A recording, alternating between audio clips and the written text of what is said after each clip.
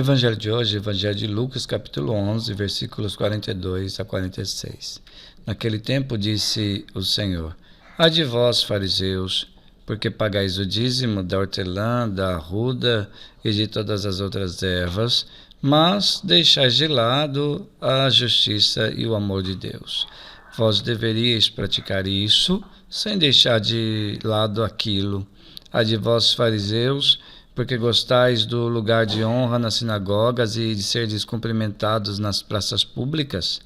Ai de vós, porque sois como túmulos que não se veem, sobre quais os homens andam sem saber. Um mestre da lei tomou a palavra e disse: Mestre, falando assim, insulta-nos também a nós. Jesus respondeu: Ai de vós também, mestres da lei, porque colocais sobre os homens cargas insuportáveis e vós mesmos não tocais nessas cargas, nem com um só dedo.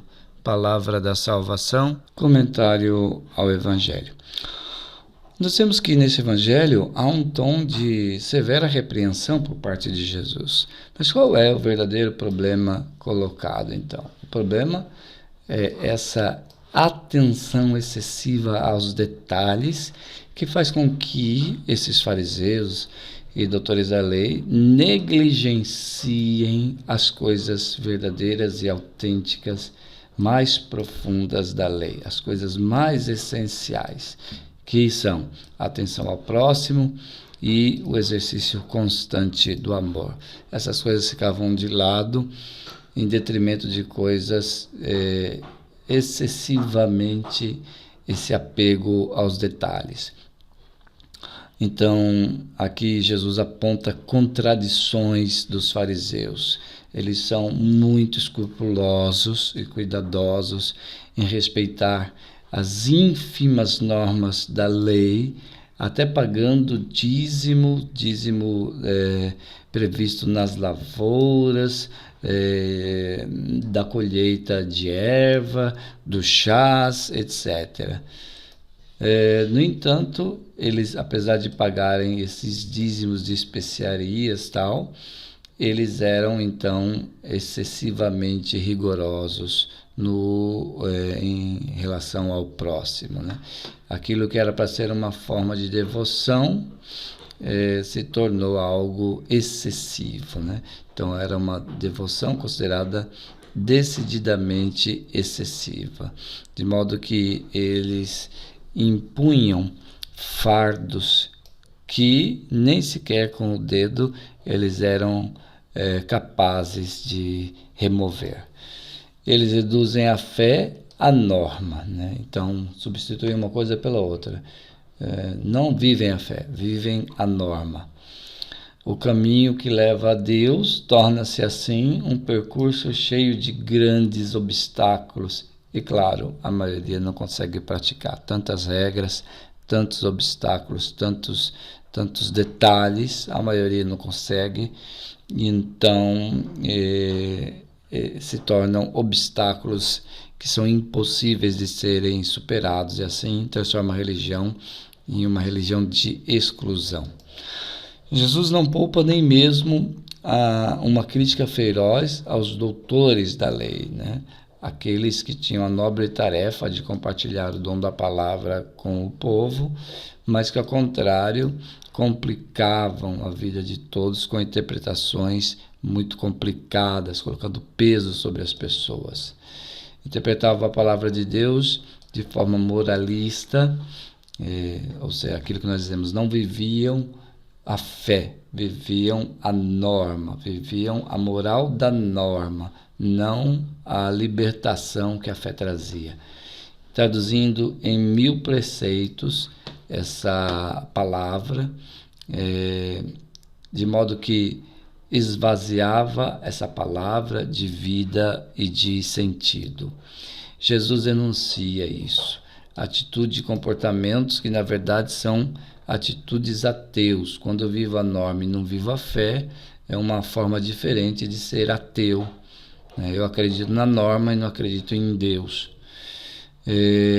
Comportamentos, portanto, ateus, mas com aparência de religiosidade, revestidos de religiosidade.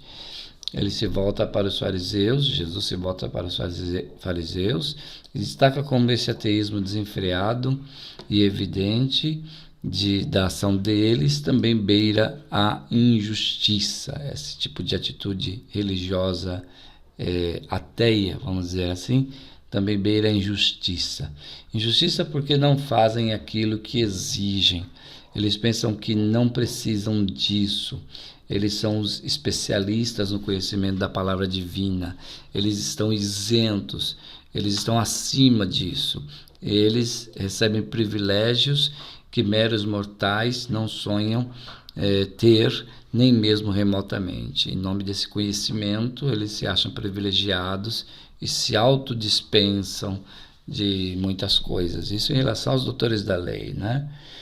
Porque são dois grupos que o Evangelho fala. Um dos fariseus, que é esse escrupuloso, que paga até o dízimo das especiarias, e esse outro grupo dos doutores da lei, que se acham isentos de viver os preceitos. E, no entanto, são como ateus. A palavra nos faz ver, aplicando a nós, né, essa palavra nos faz ver o grande risco que corremos. É preciso se perguntar, antes de esperar a perfeição dos outros, como às vezes eu sou tendencioso a fazer, antes de esperar a perfeição dos outros, como de fato eu tenho vivido a palavra, tenho vivido a fé, né? Porque às vezes somos ótimos em cobrar dos outros a vivência da fé, mas nós, como nós temos vivido essa fé? Quantas vezes acontece isso nas nossas paróquias, né? Nós discutimos sobre horários de missa, quem deveria ser catequista, quem deveria fazer tal tarefa, e depois nos damos conta que nosso testemunho é muito pobre. Nós não vivemos, nós não estamos preocupados em viver. Nós às vezes queremos que os outros sejam catequistas, que os outros façam, né, sempre aquilo que eu acho que é o melhor. Mas e eu? Né? Como eu vivo? Como eu dou esse testemunho?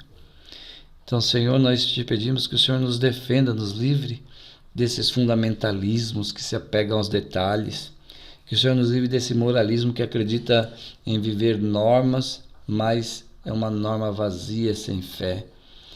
Que o Senhor, então, nos dê a verdadeira fé e que nos faça viver de verdade o sentido da nossa religião cristã.